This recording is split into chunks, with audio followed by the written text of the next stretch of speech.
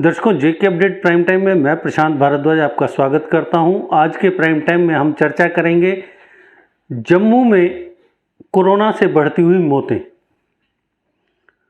जिस तरीके से कोरोना की दूसरी लहर विकराल रूप धारण कर चुकी है, चारों ओर तबाही है, लगातार संक्रमण के मामले बढ़ रहे हैं और मौतों का आंकड़ा भी बढ़ता जा रहा है। हालांकि कल यानी सोमवार को पूरे देश के साथ साथ जम्मू कश्मीर में भी कोरोना संक्रमण के मामले कुछ कम दर्ज किए गए, लेकिन मौतों का आंकड़ा लगातार बढ़ता रहा। और ये जो मौतों का आंकड़ा है, यही सबसे ज़्यादा चिंता की बात है, क्योंकि अगर संक्रमित होंगे तो हमारे पास मौका होगा कि हम उस इन्फेक्शन को दूर कर सकें। लेकिन जिस तरीके से मौतों का आंकड़ा बढ़ रहा है वो काफ़ी चिंताजनक है। अगर हम बात करें तो कोरोना संक्रमण से जम्मू डिस्ट्रिक्ट में अभी तक 686 लोगों की जान जा चुकी है। जहां पहले मौतों के आंकड़े में श्रीनगर डिस्ट्रिक्ट सबसे आगे था, वहीं अब जम्मू उसे पछाड़ चुका है। मौतों के हिसाब से जम्मू पहले नंबर पर आ गया है। हम बात करें सिर्फ जीएमसी जम्मू की। जीएमसी जम्मू में 1 मई से लेकर 10 मई तक कोरोना संक्रमण की वजह से 171 लोगों ने अपनी जान गंवाई है, जो एक बहुत बड़ा आंकड़ा है जम्मू के लिए। अगर हम सिलसिलेवार इसका ब्यौरा देते हैं तो 1 मई को 13 लोगों की जान गई, 2 मई को 15 की, 3 मई को 24 लोगों की कोरोना संक्रमण से जीएमसी जम्मू में जान गई। वहीं 4 मई को 10 मौतें हुई, 5 मई को 15, 6 मई को 19, 7 मई को 18 और 8 मई को 16, तो 19 मई को 18 और 10 मई को 23 मौतें हुई। आखिर जीएमसी जम्मू में इतनी मौतें होने की वजह क्या है? ये एक बहुत चिंताजनक विषय है जिस पर विचार विमर्श किए जाने की जरूरत है। अगर हम विश्लेषण करते हैं तो हम इसके लिए सीधे सीधे कह देते हैं कि जीएमसी एडमिनिस्ट्रेशन जिम्मेदार है। जो मौतें हो रही हैं उसके लिए जीएमसी एडमिनिस्ट्रेशन जिम्मेदार है, क्योंकि वो कोरोना संक्रमितों से अच्छे से निपटने में नाकाम साबित हो रहा है। जो संसाधन जीएमसी एडमिनिस्ट्रेशन के पास हैं, लोगों के मुताबिक लोग जो आरोप लगाते हैं उन रिसोर्सेज का सही इस्तेमाल नहीं किया जा रहा। जो रिसोर्सेज हैं उनका सही इस्तेमाल नहीं किया जा रहा, इस वजह से जीएमसी में लगातार मौतों का आंकड़ा बढ़ रहा है। वहीं कुछ लोग इसके लिए जीएमसी की अंदरूनी जो पॉलिटिक्स है उसको भी जिम्मेदार ठहराते हैं। लेकिन जो हमारा विश्लेषण है वो ये कहता है कि हो सकता है जीएमसी एडमिनिस्ट्रेशन इन मौतों के लिए जिम्मेदार हो, लेकिन आम लोग भी उतने ही कसूरवार हैं जितना जीएमसी एडमिनिस्ट्रेशन या J&K यूटी एडमिनिस्ट्रेशन। आपको मेरी बातें कुछ अजीब लग रही होंगी, लेकिन मैं आपसे अर्ज कर रहा हूं कि आप देख सकते हैं पिछले 1.5 साल से हमें रोज एक बार नहीं हजारों बार ये सिखाने की कोशिश की जा रही है कि कोरोना से हम किस तरीके से बच सकते हैं। हम कोरोना से बचने के लिए सिर्फ मास्क का इस्तेमाल करें, सोशल डिस्टेंसिंग का पालन करें, लेकिन हम नहीं कर रहे और उसकी वजह से कोरोना का जो प्रसार है वो लगातार बढ़ता जा रहा है। विशेषज्ञों की माने तो कम्युनिटी स्प्रेड हो चुका है कोरोना का, लेकिन उसके बावजूद हम सबक सीखने को तैयार नहीं। जब सुबह 4 घंटों के लिए कोरोना कर्फ्यू में छूट दी जाती है तो आप सड़कों पर देख सकते हैं, वेयर हाउस जाकर देख सकते हैं, किसी भी इलाके में जाकर, चाहे वो तालाब तिल्लो हो या जानीपुर हो या कोई और हो या श्रीनगर हो, आप देख सकते हैं किस तरीके से लोगों का हुजूम उमड़ता है। और उस हुजूम को ना अपनी परवाह होती है, ना अपने परिवार की परवाह होती है और ना उस इलाके की परवाह होती है जहां वो रह रहा होता है।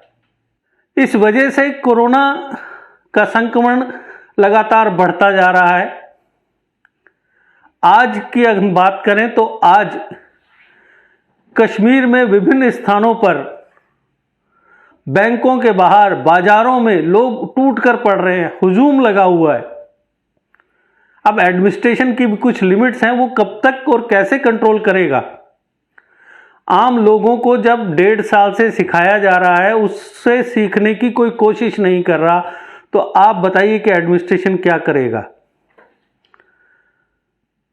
लोग ना कोविड-19 गाइडलाइंस का पालन करने को तैयार हैं, ना एसओपी का पालन कर रहे हैं। जब खुदा ना खास्ता अगर परिवार का कोई एक मेंबर पॉजिटिव हो जाता है तो हाय तौबा मच जाती है। अगर उन्होंने कोविड गाइडलाइन का ढंग से पालन किया हो तो ये नौबत ही ना आए। हम फिर आते हैं जीएमसी पर कि जीएमसी में मौतें क्यों हो रही हैं।